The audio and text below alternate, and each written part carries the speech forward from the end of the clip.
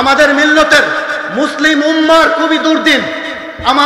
আমরা জানি আমার ভাই আপনার ভাই ফিলিস্তিনের মুসলমানদেরকে দুকে দুকে টিপে টিপে হত্যা করা হচ্ছে, ঠিক কিনা? আমরা জানি শামের মুসলমানদেরকে টিপে টিপে হত্যা করা হচ্ছে। আমরা জানি ইয়েমেনের মুসলমানদেরকে হত্যা করা হচ্ছে। আমরা জানি সুকৌশলে এই ইঞ্জিনিয়ারিং এর মাধ্যমে আমার চায়নার উইঘুরি মুসলমানদেরকে হত্যা করা হচ্ছে। আমাদের মনে রাখতে হবে, আমাদের খেয়াল রাখতে হবে। আমি আপনাদের সামনে একটি কবিতা উপস্থাপন করব।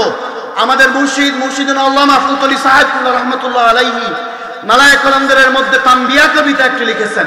তার কাব্যানুবাদ আল্লামা কবি রুহুল আমিন খান হুজুর করেছেন। 4টা লাইন পড়ে শোনাচ্ছি আপনাদেরকে।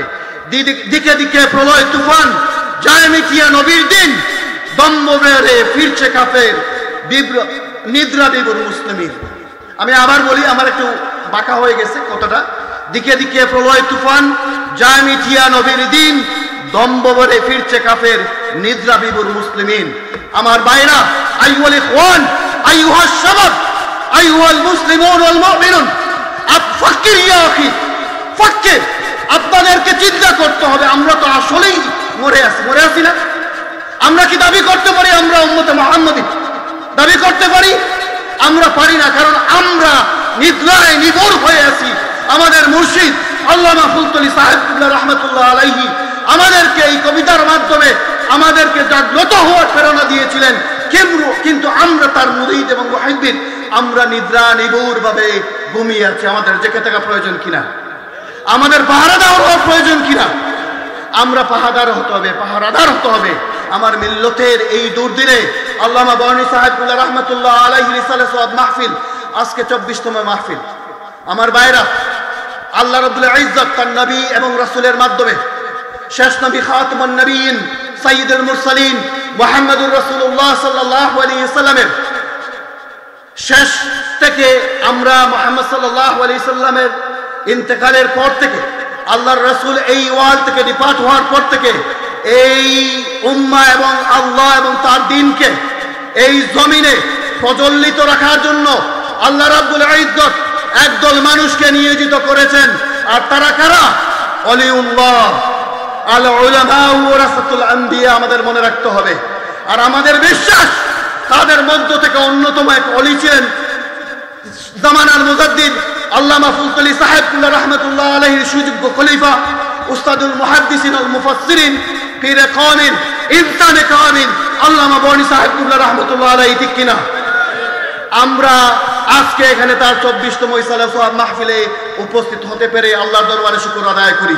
তার পাশাপাশি আমাদের মনে রাখতে হবে, আল্লামা বনি সাহেব রহমতুল্লাহ আলাইহির একদিন ইসালে সোয়াব, বৎসরে একদিন ইসালে সোয়াব, অ্যানুয়াল ইসালে সোয়াব পালন করে তার হক আমরা আদায় করতে পারবো কি? আমরা পারবো না। তার হক আদায় করতে হলে আপনাকে আমাকে বনি সাহেব কিবলা রহমতুল্লাহ আলাইহির লেগেসি, তার আইডিওলজি, তার আদর্শ, তার জীবন ব্যবস্থা মানুষের সামনে তুলে ধরতে হবে। এই জন্য আপনার আমাকে এগিয়ে আসতে হবে। আমরা বিশ্বাস করি বনি সাহেব রহমতুল্লাহ আলাইহির আল্লাহর এক মহান ব্যক্তি ছিলেন, আল্লাহর এক ওলিউল্লাহ ছিলেন। বনি সাহেব রহমতুল্লাহ আলাইহি একাধারে একজন সফল শিক্ষক ছিলেন, মানুষ গড়ার কারিগর ছিলেন, একজন সমাজ সেবক ছিলেন, একজন দায়ী ছিলেন, একজন জুলুমাত থেকে নূর এনে দেওয়ার রাহবার ছিলেন, ঠিক কিনা? এই জন্য আল্লাহর এই ওলির এই খিদমতকে আমাদের অব্যাহত রাখতে হবে। আর অব্যাহত রাখতে হলে আপনাকে আমাকে আল্লাহর এই ওলির খিদমতের সাথে শরীক হওয়ার প্রয়োজন আছে কিনা? আপনারা জোরে বলুন, আছে কিনা?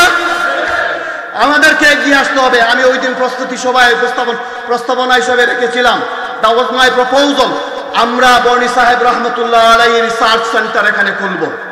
আমরা বনি সাহেব রহমতুল্লাহ আলাইহিকে রিসার্চ করব। আমাদের নতুন প্রজন্মকে বনি সাহেব রহমতুল্লাহ আলাইহির লেগেসি, তার আইডিওলজি, তার আদর্শ, তার জীবন ব্যবস্থা, তার আখলাককে তুলে ধরবো ইনশাআল্লাহ। আমরা রাজি আছি কিনা?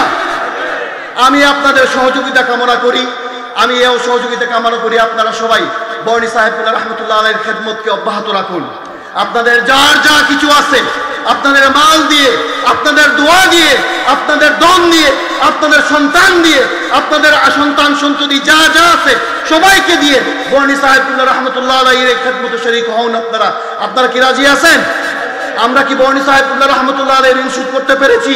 মোটেই পারে নাই। মাই ডিয়ার রেসপেক্টেড ব্রাদার্স, এখানে বছরে একদিন ইসালে সওয়াব মাহফিলে উপস্থিত হয়ে বর্ণি সাহেবুল্লাহ রহমতুল্লাহ আলাইহির ঋণ শোধ করা যাবে না।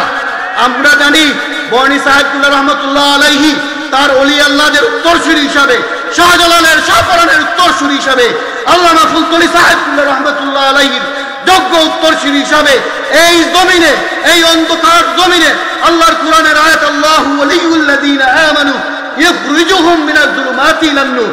আমরা বিশ্বাস করি বর্ণি সাহেবুল্লাহ রহমতুল্লাহ আলাইহি জুলুমাত থেকে আমাদেরকে নূর এনে দিয়েছেন, ঠিক কিনা? আমরা বর্ণি সাহেবুল্লাহ রহমতুল্লাহ আলাইহির এই খেদমতকে অব্যাহত রাখবো ইনশাআল্লাহ।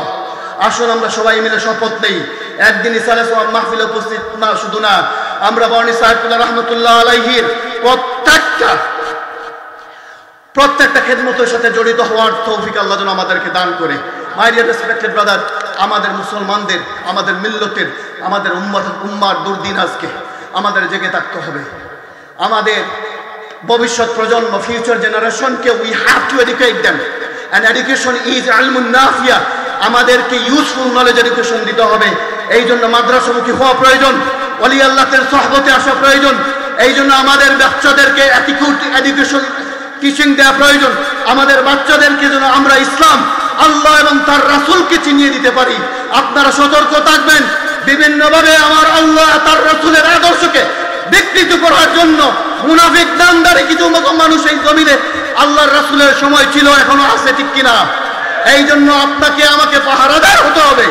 আজ থেকে আমরা শপথ নেই, বর্ণি সাহেবুল্লাহ রহমতুল্লাহ আলাইহি সাল্লাম মাহফিলের শপথ, আমরা যেন আমাদের বাচ্চাদেরকে, সন্তানদেরকে, আওলাদদেরকে আল্লাহ তার রাসূলের আদর্শ আইডিওলজি চিনিয়ে দেয় ইনশাআল্লাহ। আসুন আমরা সবাই মিলে আল্লাহর দরবারে দোয়া করি, আল্লাহ রাব্বুল ইজ্জত এই দেশকে, এই মাটিকে তার রহমতের ছায়া দিয়ে যেন ঢেকে রাখেন। আমরা দোয়া করি আল্লাহ রাব্বুল ইজ্জত আল্লামা বর্ণি রহমতুল্লাহ আলাইহির ফয়জিয়ত যেন আমাদেরকে লাভ করার তৌফিক দান করেন। আমরা দোয়া করি আমরা যেন আল্লামা বর্ণি রহমতুল্লাহ আলাইহির সুযোগ্য উত্তরসূরি হতে পারি ইনশাআল্লাহ। আপনাকে মনে রাখতে হবে, আমরা বর্ণি সাহেবুল্লাহর কাছে ঋণী। আমরা যদি বর্ণি সাহেবুল্লাহ রহমতুল্লাহ আলাইহির উত্তরসূরি দাবিদার হতে চাই, তাহলে বর্ণি সাহেবুল্লাহ রহমতুল্লাহ আলাইহির আদর্শকে, আখলাককে, তার খিদমতকে এই জমিনে জারি রাখতে হবে, ঠিক কিনা? আমরা ইনশাআল্লাহ সবাই এগিয়ে আসবো।